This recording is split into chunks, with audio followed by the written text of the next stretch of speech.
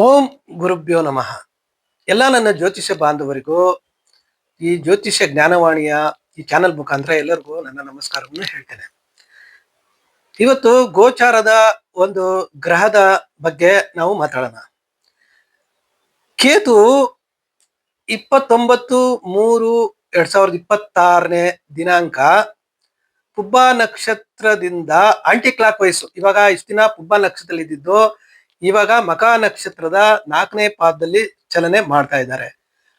ಇದು ಡಿಸೆಂಬರ್ 3 ಅಥವಾ 4 ಅವರು ಆ ಮಕ ನಕ್ಷತ್ರದಲ್ಲೇ ಕೇತು ಸ್ಥಿತನಾಗಿರ್ತಾನೆ. ಯಾರದೇ ಜಾತಕದಲ್ಲಿ ಕೇತು ರಾಹು ಕೇತು ಒಂದು ಶುಭ ಸ್ಥಾನದಲ್ಲಿ ಇದ್ದಾಗ, ಶುಭ ಸ್ಥಾನ ಅಂದ್ರೆ ಏನಪ್ಪಾ ಅಂದ್ರೆ ಇಲ್ಲಿ ಹೇಳ್ತೀನಿ, ನಾನು ಸ್ಪಷ್ಟ ಹೇಳ್ಬಿಡ್ತೀನಿ, ಆಮೇಲೆ ಅದನ್ನ ತೋರಿಸ್ತೀನಿ.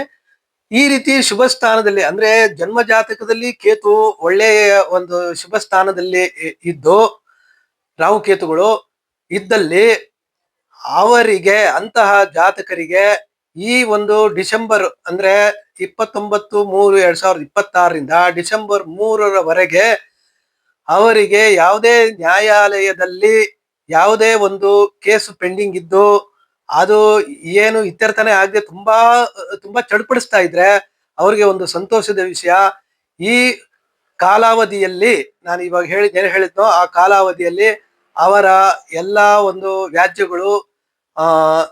ವ್ಯಾಜ್ಯಗಳಿಗೂ ವಿರಾಮ ಸಿಗುತ್ತೆ, ಮತ್ತೆ ಅದರಲ್ಲಿ ಅವರು ಗೆಲುವು ಸಾಧಿಸ್ತಾರೆ ಅಂತ ಹೇಳ್ಬೋದು. ಇವಾಗ ಇಲ್ಲಿ ಜಾತಕದಲ್ಲಿ ನಾವು ರಾಹು ಯಾವ ರೀತಿ ಸ್ಥಿತವಾಗಿದ್ರೆ ನಮಗೆ ಅಂದ್ರೆ ರಾಹು ಕೆಲವು ರಾಶಿ ಇದೆ, ಆ ರಾಶಿಯಲ್ಲಿ ರಾಹು ಇದ್ರೆ ತುಂಬಾ ಒಳ್ಳೇದು. ಇದು ಅಗ್ನಿ, ಇದು ಪೃಥ್ವಿ, ಇದು ವಾಯು, ಇದು ಜಲ, ಇದು ಜಲ.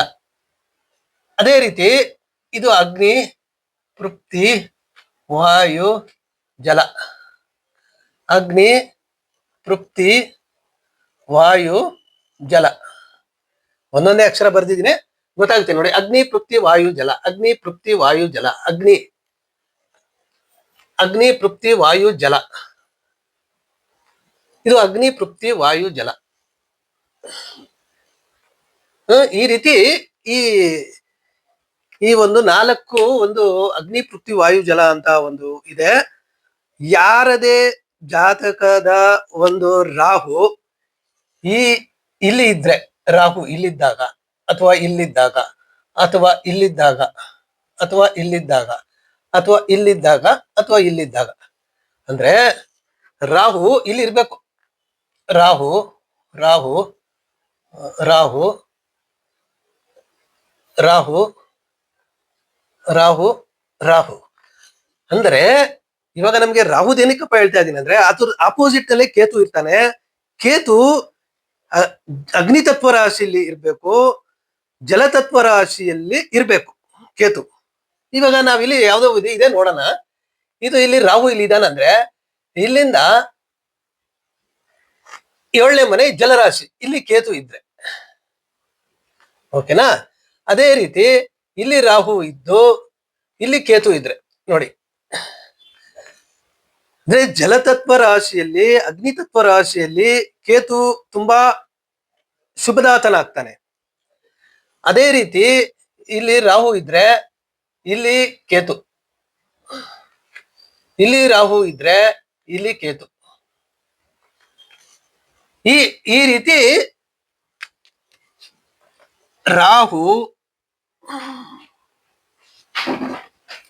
ರಾಹು ಪೃಥ್ವಿ ತತ್ವ ರಾಶಿ, ಪೃಥ್ವಿ ತತ್ವ ರಾಶಿಯಲ್ಲಿ ಇರಬೇಕು.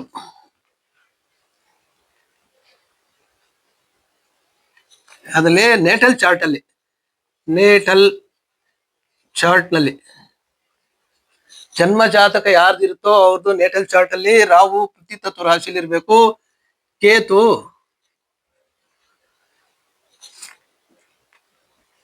ಅಗ್ನಿ ತತ್ವ ಅಥವಾ ಇಲ್ಲಿ ಪೃಥ್ವಿ ತತ್ವ ಮತ್ತೆ ವಾಯು ತತ್ವ, ಇಲ್ಲಿ ವಾಯು ತತ್ವ ಬರಿಬೇಕು. ವಾಯು ತತ್ವ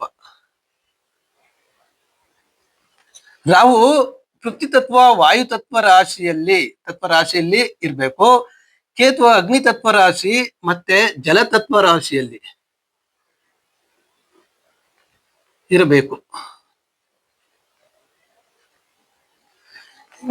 ಯಾರದೇ ಒಂದು ಇವಾಗ ಯಾರೇ ಏನಾದ್ರೂ ಒಂದು ಕೇಸ್ ಹಾಕಿ ಅವ್ರು ಏನಾದ್ರು ತುಂಬಾ ನೊಂದಿ ಇಷ್ಟು ವರ್ಷ ಆದ್ರೂ ಅದು ಇತ್ಯರ್ಥ ಆಗಿಲ್ವಲ್ಲ, ಏನಪ್ಪಾ ನಮ್ದು ಈ ರೀತಿ ಆಗೋಯ್ತಲ್ಲ ಅಂತ ಏನಾದ್ರು ಇದ್ದಲ್ಲಿ ಅವ್ರಿಗೆ ನಿಜವಾಗ್ಲೂ ಕೇತು ಒಳ್ಳೆ ಶುಭ ಫಲಗಳನ್ನು ಕೊಡ್ತಾನೆ. ಯಾಕಂದ್ರೆ ಕೇತು ತನ್ನ ಸ್ವನಕ್ಷತ್ರ ಮಖ ನಕ್ಷತ್ರ ಅವನೇ ಅಶ್ವಿನಿ ಮಖ ಮೂಲ ಅವನೇ ನಕ್ಷತ್ರಗಳಾಗಿ ಅವನು ಸ್ವನಕ್ಷತ್ರದಲ್ಲಿ ಅಗ್ನಿತತ್ವ ರಾಶಿಯಲ್ಲೇ ಅವನು ಗೋಚಾರದಲ್ಲಿ ಇದ್ದು, ಪೃಥ್ವಿ ತತ್ವ ರಾಶಿಯಲ್ಲೇ ಗೋಚಾರದಲ್ಲಿ ಇದ್ದು, ಈ ಜನ್ಮ ಜಾತಕದಲ್ಲಿ ಈ ಇಂತಿಂತ ರಾಶಿಯಲ್ಲಿ ಇವಾಗ ಏನ್ ಹೇಳಿದ್ದು ಆ ತತ್ವ ರಾಶಿಯಲ್ಲಿ ರಾಹು ಕೇತುಗಳು ಇದ್ದಾಗ ಅವರಿಗೆ ಕೋರ್ಟ್ ಕೇಸಿಂದ ವಿಮುಕ್ತಿ ಹೊಂದಿ ಮತ್ತೆ ಜಯನು ಗಳಿಸ್ತಾರೆ ಅಂತ ಘಂಟಾಘೋಷವಾಗಿ ಹೇಳ್ಬೋದು. ಇಷ್ಟನ್ನ ಹೇಳ್ತಾ ಈ ವಿಡಿಯೋನ ಮುಗಿಸ್ತಾ ಇದ್ದೀನಿ.